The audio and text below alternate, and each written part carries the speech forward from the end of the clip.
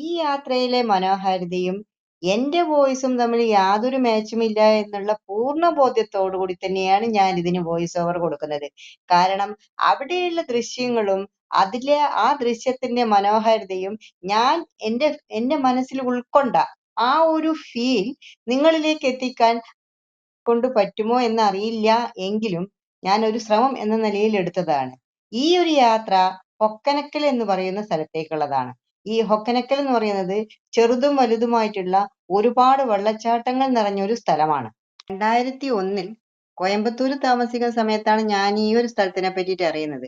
അങ്ങനെ 2001 പോകാൻ ആഗ്രഹിച്ച സ്ഥലത്തേക്ക് അങ്ങനെ 2025 ആ ആഗ്രഹം സഫലമായിട്ടുള്ളത്. മോഹൻലാലിന്റെ നരൻ ഫിലിം ഇവിടെയാണ് ഷൂട്ട് ചെയ്തതെന്നാണ് നമ്മുടെ സാരഥി, കൊട്ടവഞ്ചിയുടെ സാരഥി പറഞ്ഞിട്ടുള്ളത്.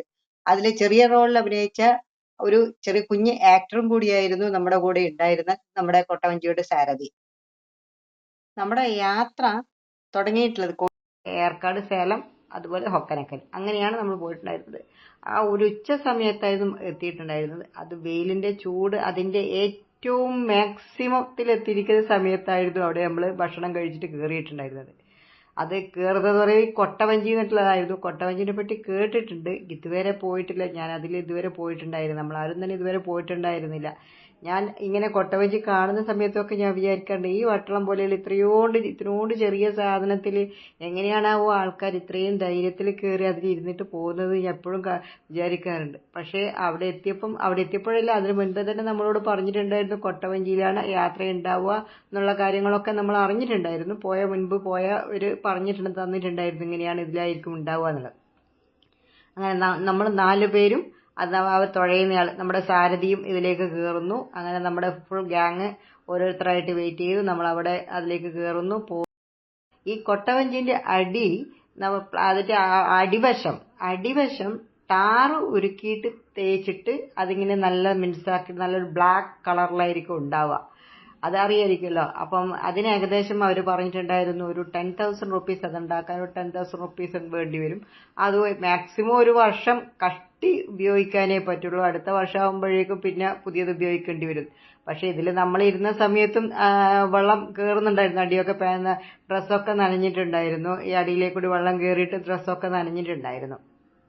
അപ്പം ഞാൻ കാര്യത്തിലേക്ക് വരാം. അപ്പം എന്താണെന്ന് വെച്ച് കഴിഞ്ഞാൽ ഈ കൊട്ടവഞ്ചിയിലെ യാത്ര എന്ന് പറയുന്നത് ഒരു പെർ ഹെഡ് നമ്മുടെ ഒരാൾക്ക് 1,500 1,500 രൂപയാണ് ഇവർ വാങ്ങുന്നത് ഒരാൾക്ക്. നമ്മൾ 4 പേരടങ്ങിയത് ഒരു ടീമാണ്. അതിലൊരാൾ തുഴയാനുണ്ടാവും, പറഞ്ഞതുപോലെ തുഴയാനുണ്ടാവും. സാധാരണ ഒരു വെള്ളച്ചാട്ടമൊക്കെ കണ്ടിട്ടായിരിക്കും പോകുന്നുണ്ടാവുക. ഇത് ചെറുതും വലുതുമായിട്ടുള്ള നിറയെ വെള്ളച്ചാട്ടങ്ങൾ നിറഞ്ഞൊരു സ്ഥലമാണ് ഈ ഹൊക്കനക്കൽ. അതുകൂടാതെ അവിടെ അത്രയും നല്ല മത്സ്യം, നല്ല മീൻ കഴിക്കാൻ താല്പര്യമുള്ള മത്സ്യത്തിന്റെ ഐറ്റംസ്, അത്രയും ഫ്രഷ് ആയിട്ടുള്ള മത്സ്യം കഴിക്കാൻ താല്പര്യമുള്ളവർക്ക് ഏറ്റവും നല്ല സ്ഥലമാണ്. അവിടെ എത്തിപ്പെടാൻ കുറച്ച് ബുദ്ധിമുട്ടാണ്.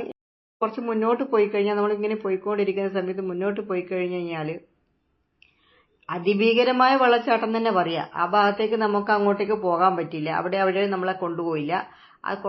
അതും കഴിഞ്ഞ് അതിന് മുൻപായിട്ട് തന്നെ നമുക്കൊരു സ്പോട്ടുണ്ട്, ഇറങ്ങാനുള്ള ഒരു സ്പോട്ടുണ്ട്. അവിടെ നമുക്ക് ഇറങ്ങിയിട്ട് അവിടെ ഒരു വ്യൂ പോയിന്റ് ഉണ്ട്. ആ വ്യൂ പോയിന്റിൽ കയറി കഴിഞ്ഞ് നോക്കിക്കഴിഞ്ഞാൽ നമുക്ക് നിറയെ ഫോട്ടോസും കാര്യങ്ങളൊക്കെ എടുക്കാൻ പറ്റും. അവിടെ നിന്നാണ് നമുക്ക് ഫുൾ വ്യൂ കിട്ടും. ആ ഒരു ഏരിയയുടെ ഏകദേശം അത്യാവശ്യം ഒരു ഫുൾ വ്യൂ കിട്ടും.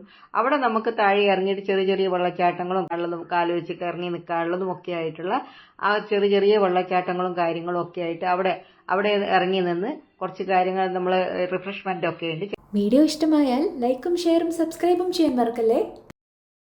അവിടെ അറേഞ്ച് ചെയ്ത് വെച്ചിട്ടുണ്ട് അവർ. അതൊക്കെ കഴിച്ചിട്ട് നമുക്ക് വേണമെന്നുണ്ടെങ്കിൽ അവിടെ കുറച്ച് സമയം അവിടെ സ്പെൻഡ് ചെയ്തിട്ട് തിരിച്ചു വരാം. തിരിച്ച് ഈ കൊട്ടവഞ്ചിനെ നമ്മളെ അവിടെ വെയിറ്റ് ചെയ്യും.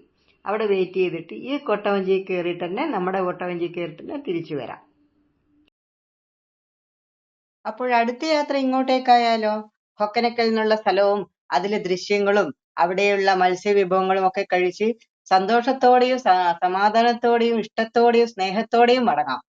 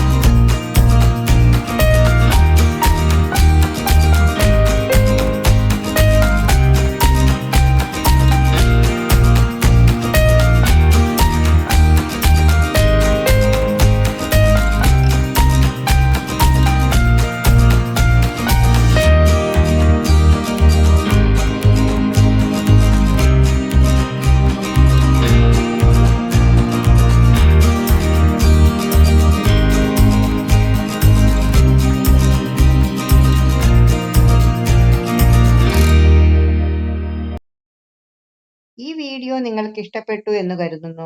കൂട്ടത്തിൽ എന്റെ വോയിസും ഏറ്റെടുത്തിട്ടുണ്ടാവും എന്നുള്ള ഒരു വിശ്വാസത്തോടെ signing off chill and pack.